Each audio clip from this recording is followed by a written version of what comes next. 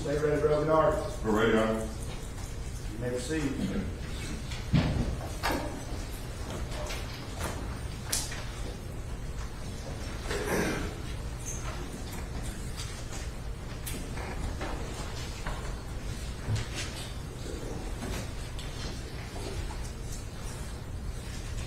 Please report. Yes, sir, Solicitor. Counsel, Mr. Kent, Mr. McCullough, Mr. Swirling. Ladies and gentlemen of the jury, what is the value of a human life? To grieving parents who've lost a 14-year-old to senseless acts of violence, a human life is priceless. But on May 28, 2023, Chow, the defendant in this case, determined that Cyrus Carmack-Belton's life was worth less than 4 bottles of water. I say this because in May of 2023, Chow, the defendant in this case, was the owner of a convenience store and gas station on the corner of Park Lane and Springtree here in Columbia. His wife was working that evening. She was a co-owner, and their adult son was working there as well that particular evening. It was around 8 o'clock or so p.m. that Cyrus Carmack-Belton, a 14-year-old, walked into that store. And he had on a red hoodie with a small pocket in the front. He was carrying a black backpack. We know this to be true because the defendant in this case, Chow, had an intricate camera system that captured almost every interaction within that store and multiple camera angles. He also had camera angles outside of the store on the premises of the store and immediately adjacent to the store so you could see what happened at the beginning of Springtree as his property ended. So Cyrus walked into that store, red hoodie, small pocket in the front, black backpack, and he walks in and he immediately is asked by the co-owner, Alice Chow, to remove his backpack. That's store policy. Cyrus complies, does exactly what he's asked to do. He puts that backpack on the cooler and begins to walk around and browse throughout the store. He goes aisle to aisle, browsing, looking around, looking at the candy, looking at waters, looking at other things in the store. And Alice is directly behind him watching everything that he does. When he walks to the front of the store, she watches. When he walks to the side of the store, she watches. She leans against post and watches everything that he's doing as he walks through that store. Their adult son Andy is working the counter, and he's watching as well. And as other customers come in to buy things, he'll service them and continue to watch Cyrus as he walks through the store. Finally, Cyrus walks to that back right corner of the store. And again, we know this to be true because of that intricate camera system that Mr. Chow installed. He walks to the back. He opens a water cooler, leans the water cooler against his left shoulder, and takes out 4 bottles of water. 1, 2, 3, and 4.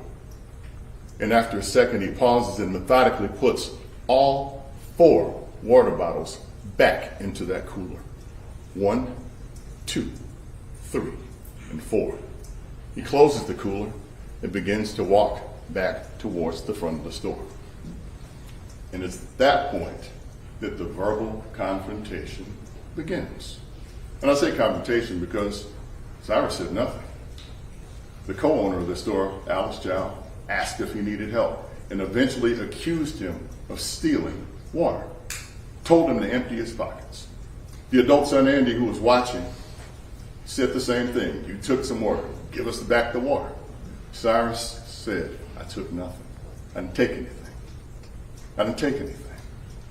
And they continued to verbally attack him, accusing him of stealing water. Interestingly enough, if you look at that intricate camera system, Cyrus is telling the truth. He took nothing from that store that day. As he tried to walk out of the store, they continued to verbally harass him to the point where he took his backpack and calmly walked out of the store. Again, we know that to be true because of that intricate camera system that Chow installed. And as he walks toward that door, the co-owner, Alice Chow, says something in Cantonese that makes her son run around the counter towards Cyrus.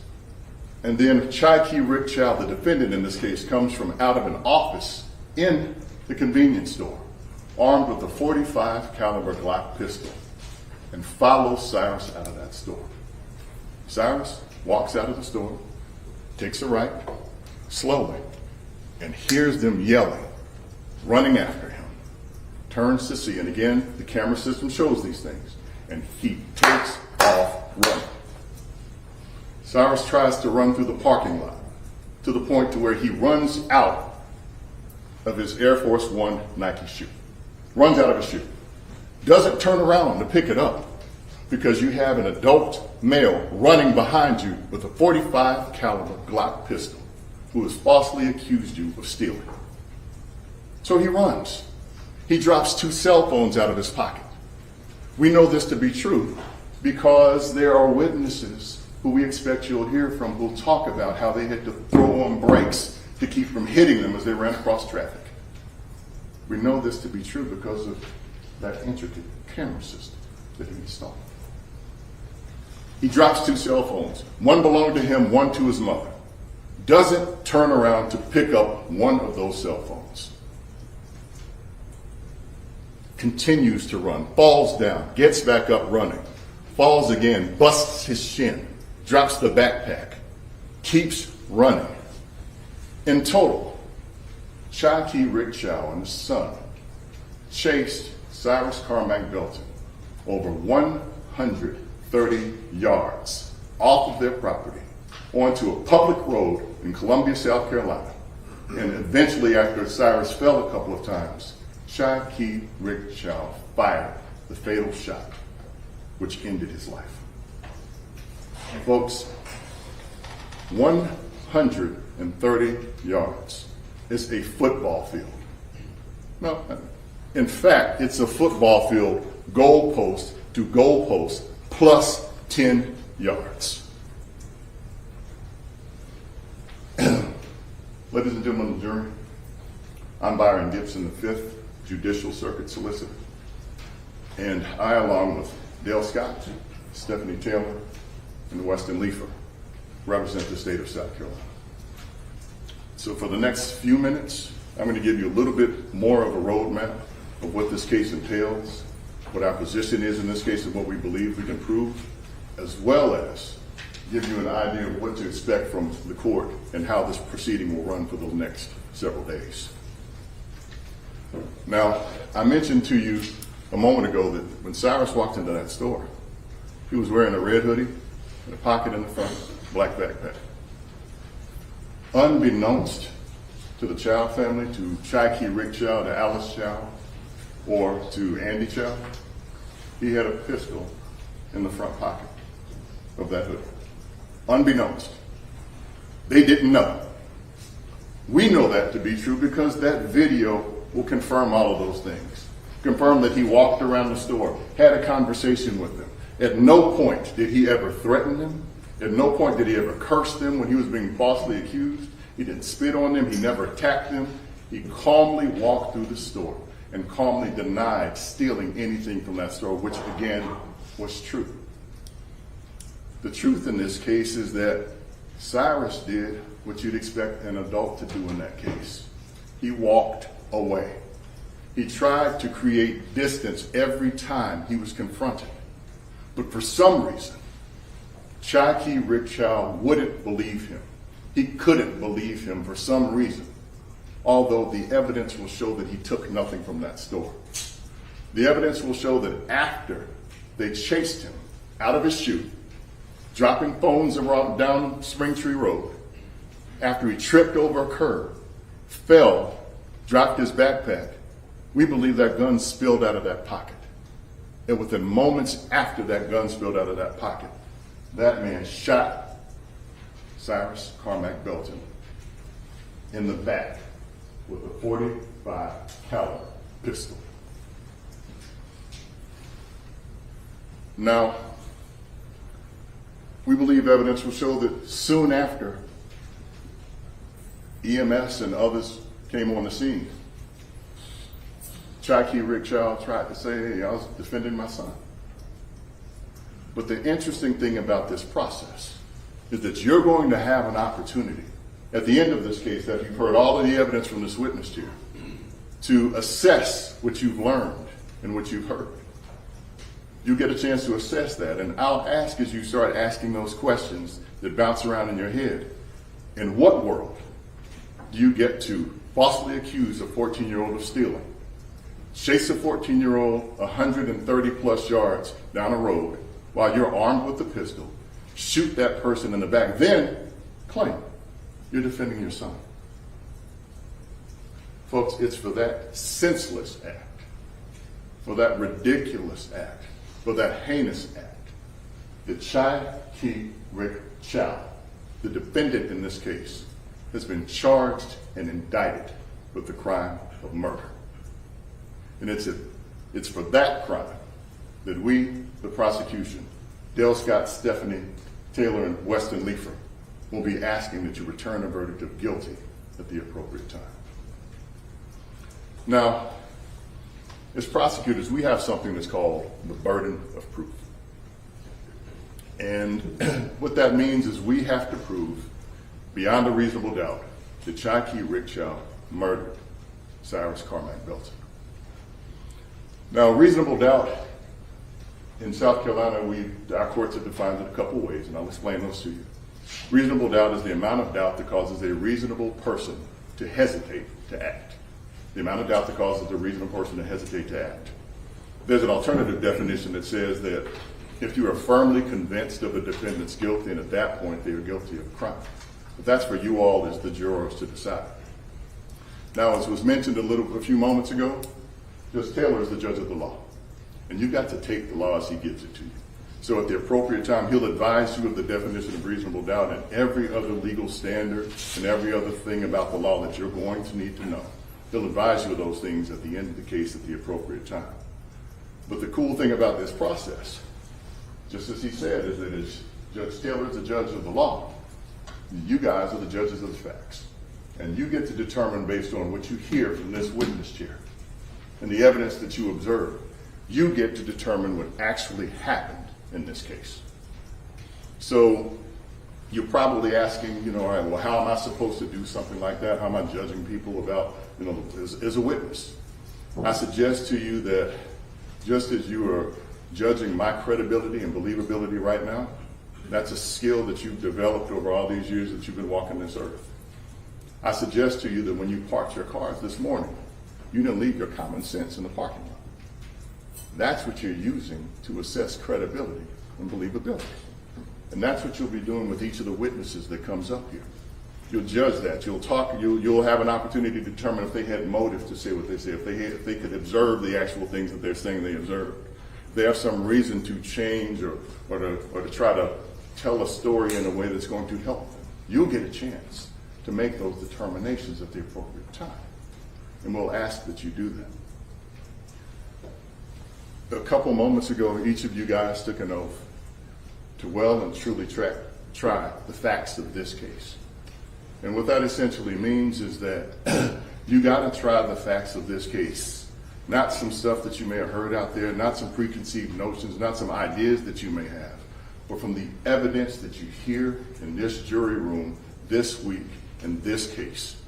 That's what you've got to do.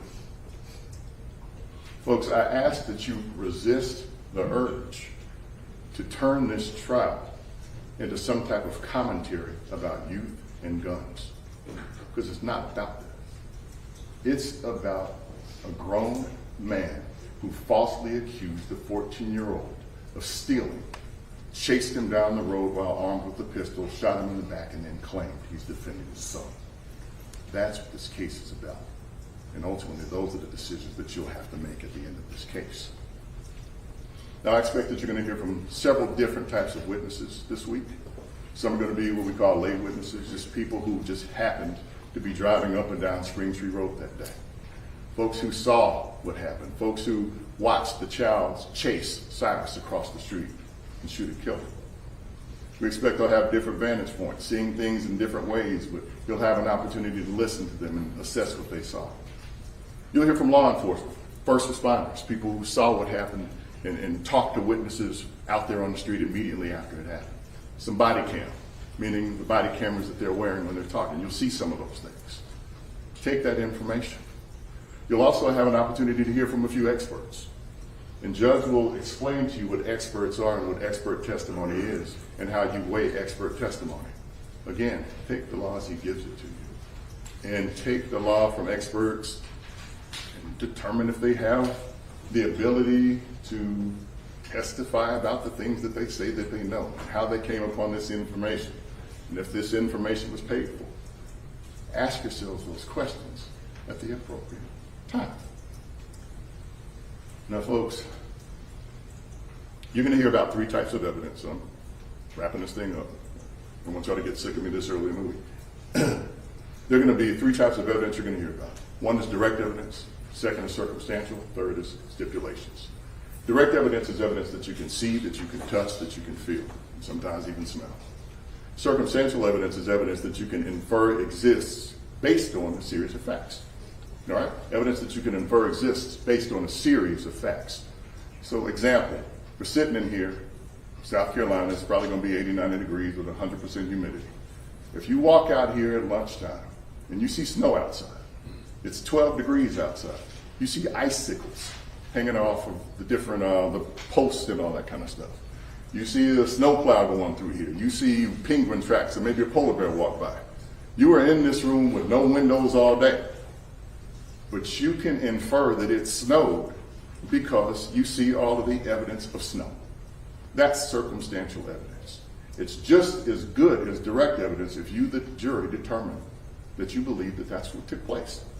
So direct evidence, circumstantial evidence, and last we're talking about stipulations. Stipulations are agreements between our table of the state and that table of the defense team. They're stipulations. That means we have an agreement that a particular fact exists. And if we have that agreement and we alert judge that that agreement exists, then judge will have the opportunity to explain to you that that's not a fact that you guys have to haggle about or even argue about, because we agree that it's the truth. So direct, circumstantial, stipulations. Those are the 3 types of evidence we'll be talking about. And at the appropriate time, you'll have a chance to look at the facts of the case, and with the evidence, you compare that to the evidence and return a verdict that speaks the truth in this case. Now, my final ask of you is this. There's an 11th century philosopher named Omar Khayyam.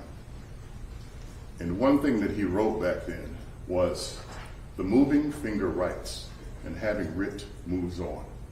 Nor all your piety nor wit shall lure it back to cancel half a lie, nor all your tears wash out a word of it."